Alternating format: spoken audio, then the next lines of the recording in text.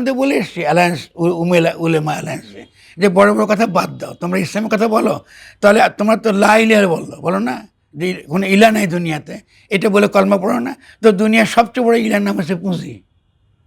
কারণ তুমি তো পুঁজি নিয়ে পকেটে ঘুরে বেড়া, তুমি তো এই পুঁজির তো দাসত্ব করো, তো আল্লাহর নাম তো তোমার মুখে শোভা পায় না। যারা ইলাকে মানে, পুঁজিকে মানে, ও মুসলমান হলো কবে থেকে? এটা তো জন্মসূত্রে মুসলমান হতে পারবেন না আপনি, যে কারণে ইসলামের যে এটা নৈতিকতা সাংঘাতিক ইম্পর্টেন্ট। তাহলে আমাদের কি কাজ ছিল?